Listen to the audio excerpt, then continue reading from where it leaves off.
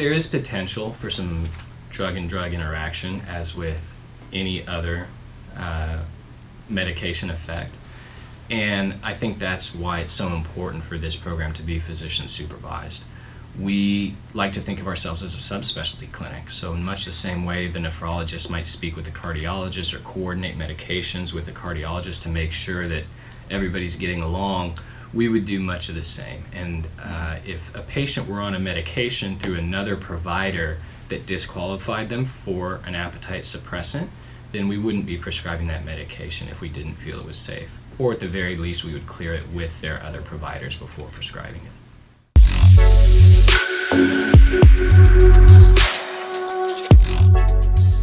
You can find more information about our show on our website, doctalklive.com. We are also on all our social media platforms, YouTube, Instagram, Facebook, and Twitter. My name is Dr. Shri Venkatraman. I'm here in the studio along with Melby Abraham. We are going to be talking about a very interesting topic today, weight loss. Oh God, there's so much information about weight loss, diets, exercise, but I have an expert with me in the studio, Dr. Kasindi, who's going to be talking to us about weight loss. Dr. Kasindi, welcome to Doc Talk Live. Thanks for volunteering your time to be with us. Could you explain to our listeners what you do, where is your practice and stuff? Sure, of course. Thank you so much, Shri. So I'm Dr. Dominique Kasindi. I grew up in the area in Keller, Texas.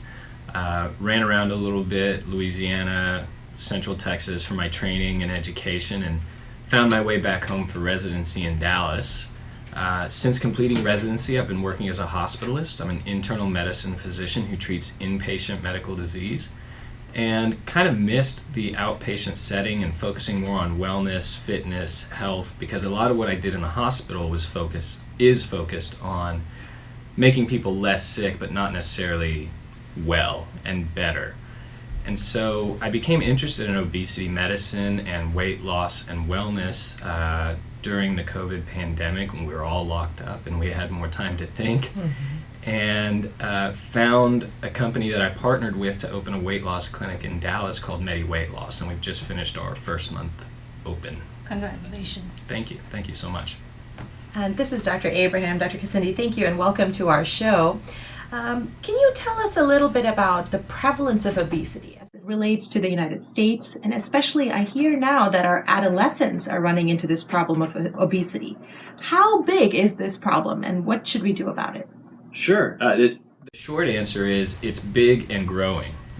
We're at a point where more than half of American adults are overweight or obese, and about 38% of American adults are obese. Even more concerning than that is our children and adolescents are becoming more overweight and obese. We're starting to see diseases that we typically classify as adult-only diseases like high blood pressure, high cholesterol, type 2 diabetes in children as young as 5, 6, 7 years old. And so that's all led to a very startling figure, which is the children today will be the first generation, if we don't do something, to have a lower life expectancy than their parents in American history. And so obesity is very prevalent in all Western cultures, but particularly in the United States, and it's growing worse as we see it in our children today. Wow, that's very sad to hear. That's very scary and a huge wake-up call for everyone. Okay. All right, Dr. Kasindi. So let's get started with what helps with weight loss. Is it diet, exercise, or we need to do both? And what are your thoughts on that? Right. That's everybody's first question is what should I be doing? Yes, Do I need to change the way I eat or do I need to change my exercise patterns? And both do help. But I think it's very important to know that it doesn't matter how much exercise you're doing if you're not watching your diet and the things that you eat. As a quick example, if we want to talk about numbers again, it takes about 30 minutes of moderate to high intensity exercise to burn about 250 calories, and the typical candy bar has 250 calories in it or so. And I just learned that the typical donut hole has 70 calories in it. Wow. So you can see how much exercise you would have to do to overcome a poor diet. It's almost insurmountable. Exercise does help in building lean muscle, which helps with our resting metabolic rate. And that can be very helpful in the weight loss journey. But generally speaking, if you're not changing what's going in your mouth, the weight is not going to stay off in a meaningful way. Got you. I was scared that you would say that. It's so true. You know, I was thinking I had to go to this wedding and I tried every diet there was. I had a month to do it. I tried keto. I was vegan for a week or two. I tried intermittent fasting. What are your thoughts on some of these diets that are popular on all these social medias, especially something like keto or low carb? Are they in fact effective? Sure. And to answer your question, yes, they can be effective. Kudos to you for trying the intermittent fasting, the keto, the vegan. The vegan would be a hard no for me. I wouldn't be able to do it. So kudos for trying. I think what's important about these diets is that they're very, very restrictive, usually to a certain type of food or eating certain times of the day, and it just isn't sustainable. And so what you wind up with is people who do lose weight with certain risk factors associated with the keto diet or low carbohydrate diets, which is beyond the scope of this conversation, but there's risk involved with these very, very restrictive diets, and the benefits only last as long as you're on the diet. If you're not changing your behaviors, if you're not changing how you view food and your relationship with it, if you're not having a varied diet where you can get all the vitamins, nutrients, supplements that you need to survive, then you're only going to lose weight for as long as you're on that diet, and as soon as you come off of it and you're no longer restricting, you're going to gain the weight back. And we see that time and time again. That makes sense, yeah. So, I mean, you were telling that you would lose nutrients. Is that correct? I mean, with all these restricted diets, you eat really high proteins and low calories. And so that's a no-no, I guess. That's Sure. And what's difficult, certainly for patients who are doing this on their own at home via online web blogs or whatever the latest fad might be, is they may not realize that they're missing some of these nutrients, and then they're going to feel poorly, and that's going to make it difficult for them to stick with the diet. If you're not feeling well, you're not going to stick with it. And if you're very restrictive about what you're eating, it's hard to get all the variety that we need. Now, we're lucky in a Western diet. We're adding iodine to our salt. We have iron in the bread. There's vitamin D and E added to the milk, and so the industrial complex works really hard to make sure we get all the vitamins that we need. But if you're not taking in that variety of food, you may be at risk of certain deficiencies and not even know it. Gotcha. All right. I have to ask you, what do you think about a food scale? I remember walking in and I was trying to be better about a food log and watching what I eat to make sure that I get enough nutrients. I was using an app as well to document what I put in my mouth. And I ended up also using a food scale. What do you think about that? That's an excellent question, and I love food scales. I think that what gets measured gets improved, and what gets measured can be easily documented. Beyond that, people don't realize what a serving size actually is. Absolutely. If you're trying to eyeball 6 ounces of chicken or 50 grams of rice, you may not realize exactly what that looks like, but using the objectivity of a scale really puts it into perspective. And then it can help you make some different choices. So maybe 6 ounces of turkey bacon is better for my stomach and not feeling hungry than 1.5 ounces of pork bacon, which might be the same number of calories. And so that helps us to make healthier decisions when we're weighing things out and making decisions in that way rather than just ad-libbing. Gotcha. So, Dr. Kasindi, you're saying that both diet and exercise have to work together to reach your goal. So, what is an ideal amount of exercise that anybody should do? Is there something for every day, or do you recommend anything in particular? So I always defer to the American Heart Association. They recommend 30 to 45 minutes of moderate to vigorous exercise 5 times a week or so. How you fit that into your schedule is going to be different for every person. Some people may be more comfortable doing 90 minutes in one day, 3 days a week. Other people may do a little bit every day. And unfortunately, some folks may have medical conditions that prevent them from getting that type of exercise. So that all comes back to the diet and mixing in diet with exercise. But I think the AHA is a great resource for patients looking for more information on exercise guidelines. Gotcha. One of the first things I do when I wake up in the morning is I look in the mirror and I go immediately to my scale. Because that's what we've been taught, to look at the scale and what the number is on that scale reflects what you have achieved for that week or so. But I hear now that the scale is not the whole truth. What do you think about that? Do you think there's other ways to actually measure your weight loss? I've heard that the fitness gyms use like a body fat index. Is that something we should also talk about and learn more about? Yes, I think it is. So the scale is helpful and it gives us some information, but it's just one tiny piece of information. A bodybuilder is going to have a very similar BMI to somebody who's obese or morbidly obese, but we all know that they are not in the same risk category for cardiovascular disease, hypertension, stroke, all of these things that come along with metabolic syndrome as the person who's actually obese from fat mass. And so in our clinic, we actually use something called a Tanita scale, and it gives us a total body composition. And with about the same amount of time as it takes you to step on a regular scale, the Tanita can tell you your body fat percentage, your lean mass percentage, your body water, and your BMI. So a much more complete picture. And that helps us to really understand what we're looking at, how much fat we're trying to lose, because we don't want to lose muscle mass, and get a more personalized view of that patient's composition and how we can help them. Gotcha. So, Dr. Cassindi, can you tell us what is Medi-Weight loss that you were talking to us about? Yes, Medi-Weight Loss is a company that was founded in Tampa, Florida. There are currently 93 clinics across the United States and the Middle East. We are one of the more recent openings in Dallas. As I said, in first week of October, we opened the first Dallas location. And this is a physician-supervised weight loss program that helps our patients lose weight and keep it off through lifestyle changes and diet changes. And how is physician-supervised weight loss different from other programs? It's different in a few ways, and that's a good question. First of all, we are able to bring you down into a lower caloric range for your daily intake because you're being supervised by a physician who's monitoring your vital signs, your blood work, making sure you're getting the nutrients that you need. And so you could potentially lose weight faster.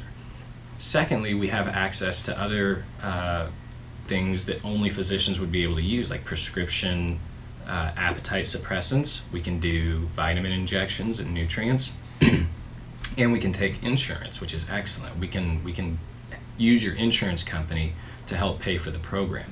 And insurance companies love it because they spend 40 to 50% more per year on their obese patients than they do on their non-obese patients in terms of what they're spending for providers. Got you.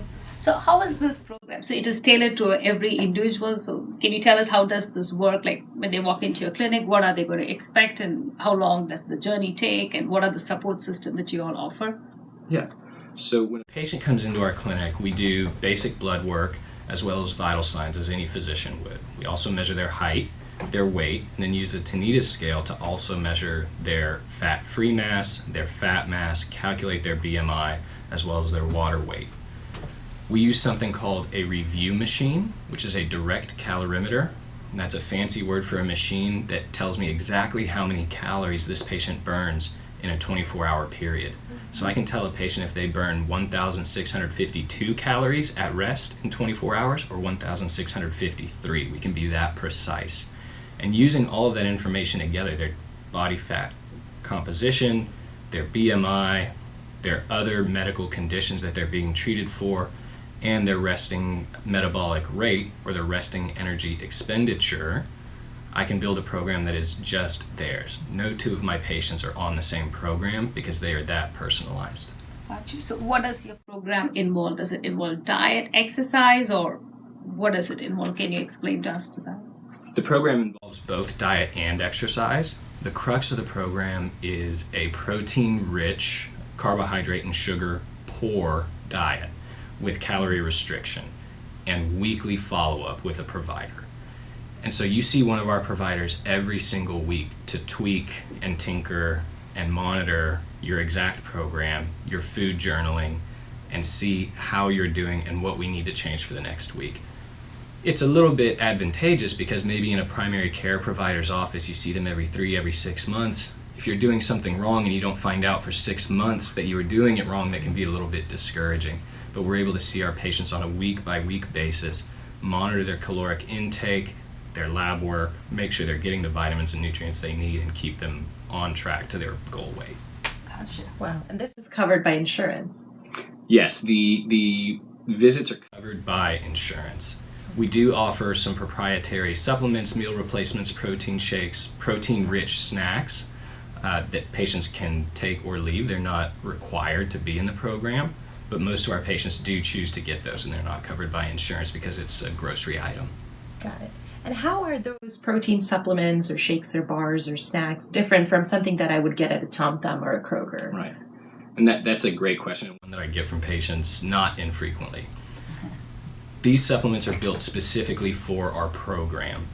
A protein bar or protein shake that you get at the grocery store might have 40, 50, 60 grams of carbohydrates, 10 grams of sugar mixed in with it to make it palatable. Ours don't have that. They're specifically blended and made for people that are in a calorie-restricted diet that need low carbohydrate, low sugar. And the snacks are all protein-rich, low carb, low sugar. Got it.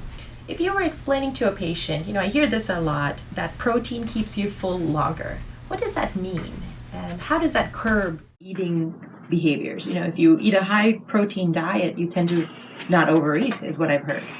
Right, and our protein shakes are actually a 3-protein blend that are metabolized at 3 different rates. One short, quick to knock down your hunger, and then 2 others that are kind of a slower burn and do keep you fuller longer.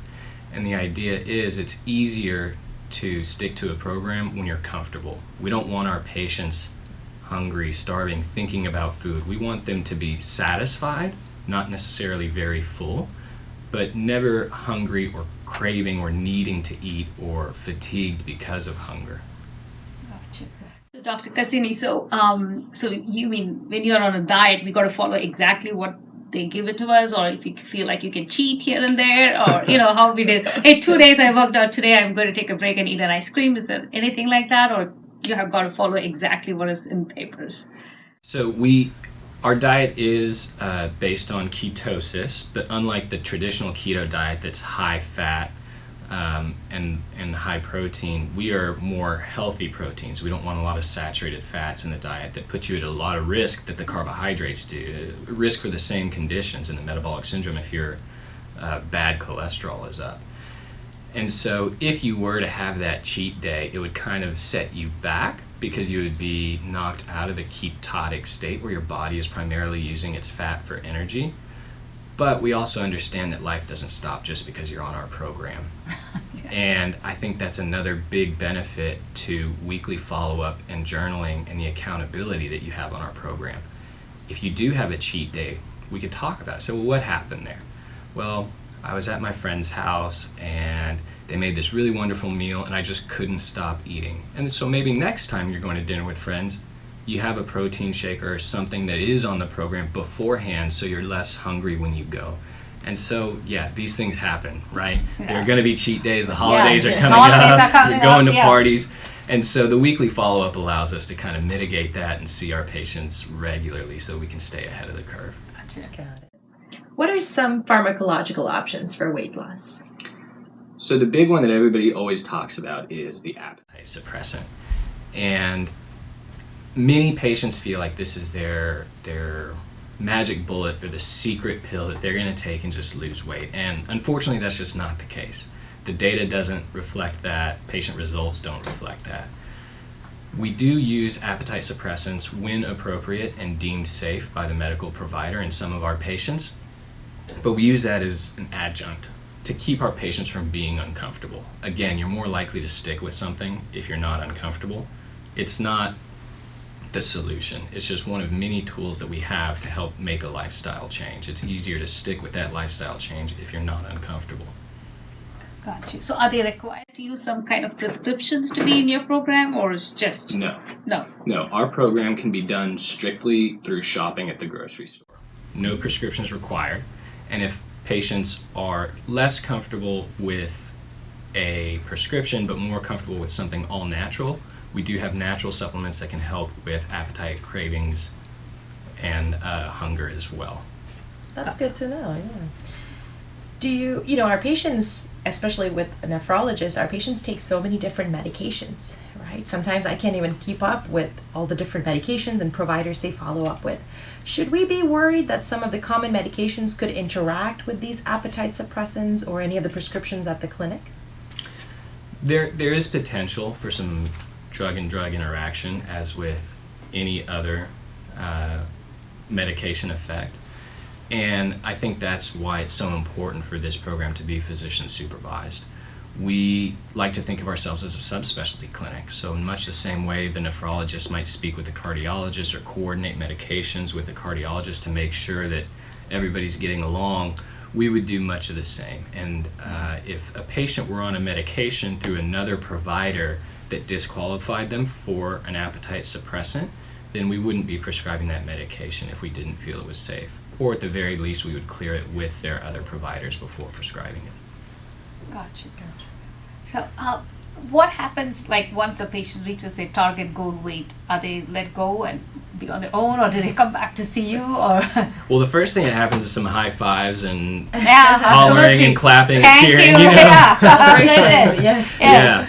And then after that, we move on to the next phase of our program, which is not to cut our patients loose. Good.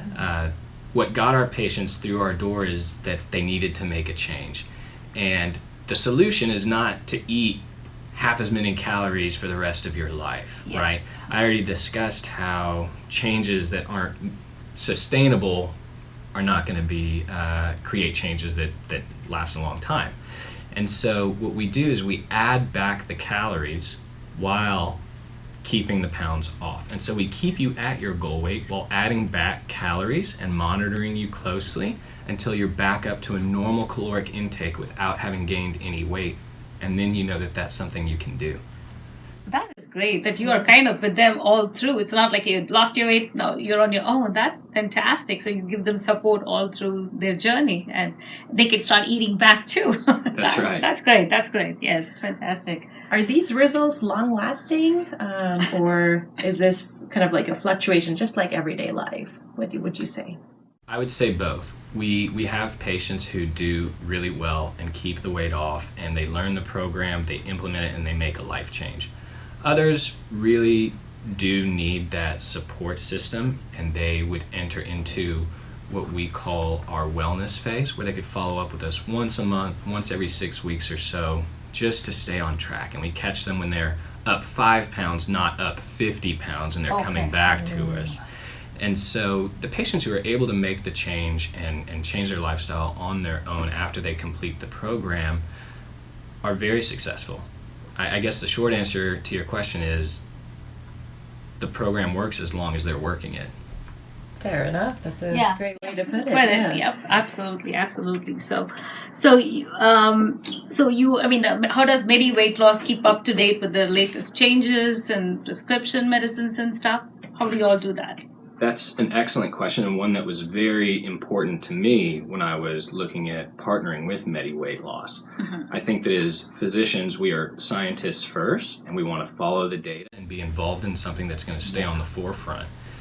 Medi-Weight loss has a team of researchers, PhDs, dietitians, MDs, all on their corporate staff, and they will actually use data from the clinic. They recently published a PROMISE trial, which demonstrates that the program that our patients are on is leading to improvements in all of the markers for metabolic syndrome.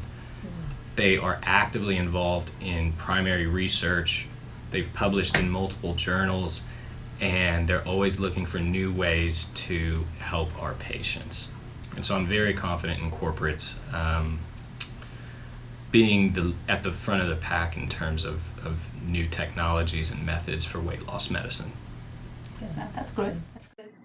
Dr. Cassindi, have you had any personal experience with someone who was overweight? I know this is a little bit of a personal question, but if you feel free to share someone in your family or friend circle that struggled a lot with weight loss that may have also inspired you to go into this program. Sure. I think the better question is, do any of us not know somebody That's right. who struggled with weight loss and weight gain and that whole journey? My mom is actually doing the program. She was our very first patient, and she's having a stellar experience. I've also seen other friends fluctuate with their weight, try to gain and lose back the same 10 pounds over and over. Even I myself, who think of myself as fairly active and athletic, I reached my highest weight during the pandemic, like many of us did. And so I think we're all kind of touched by this in one way or another and have seen people dealing with this or dealt with it ourselves. And so we can all relate in one way or another, but the question is, what do we do about it? And that's the service I'm hoping to provide. That's impressive. That Mom is the first patient. You always say Mom is the toughest critic. That's right. I hope you're impressing her. That's fine. I hope so too. Yeah. Good to hear that your mom is also a part of this program. I have to ask you, a lot of patients come up to me when they are starting a new workout program, taking supplements, especially all the stuff that's displayed at a 24-hour fitness or a Planet Fitness, thermogenics, C4, all of these. What are your thoughts on those things? Thermogenics that are supposedly supposed to help you burn more fat while you're working out. So essentially what those are stimulants. They get the heartbeat going fast. You probably will have increased calorie burn, but that's no different really in terms of application than spending an extra 10 minutes on the treadmill. We've already discussed how exercise and burning more calories is not a long-term solution, and how it would be incredibly difficult to burn enough calories unless you're training like an Olympic athlete to keep up with a bad diet. It's just not going to work. Additionally, these thermogenics and a lot of these other supplements are not FDA reviewed or approved because they're supplements. They are not medicine, and so the FDA does not have to review them. And for that reason, any risks that might be associated with that, whether it's high blood pressure, heart arrhythmias, or anything else, is not going to be monitored, reviewed, or maybe caught until it's too late. I guess so. Even I'm a little nervous about all those supplements that I see in 24-hour fitness and stuff, because like exactly what you said before. We are coming towards the end of the program. You shared wealth of information for our listeners, and very interesting that there is a clinic where it's supervised by a physician that they can go and see what's going on and stuff. That's a great program to Dallas. I'm happy that we opened in Dallas Fort Worth. That's great. Do you take care of adolescents and children, like teenage kids, before we kind of wrap up the show? And I want you to give us last minute information about your clinic one more time. Yeah, we do see adolescents aged 12 to 18. Those patients would need to follow any chronic medical conditions with their pediatrician, but we'd be happy to put them on a program that teaches them how to eat the right foods and exercise and stay active. So we do see 12 to 18 without any intervention in terms of prescriptions. We are open October 1 and accepting new patients and all major insurance providers. We're located on North Central Expressway, Highway 75, just south of Royal. So please feel free to come see us. We love walk-ins, or you can visit us on our website, which is Medi-Weight-loss.com. Thank you so much, Dr. Cassini. It was an excellent piece of information, and I'm sure this is a great service to Dallas Fort Worth Physician Supervised Weight Loss Program. Listeners, we are approaching towards the end of our Doc Talk Live show. Please feel free to log into our website, doctalklive.com, to find out about our upcoming shows. Make sure to like us on our Facebook, Instagram, Twitter, and like us on our YouTube channel and subscribe. And you can listen to all these podcasts on Apple, iTunes, Spotify, and also please feel free to share your questions. We are live on Facebook every Wednesday at 5:30. Until we see you back next week, stay healthy, Dallas. Thank you.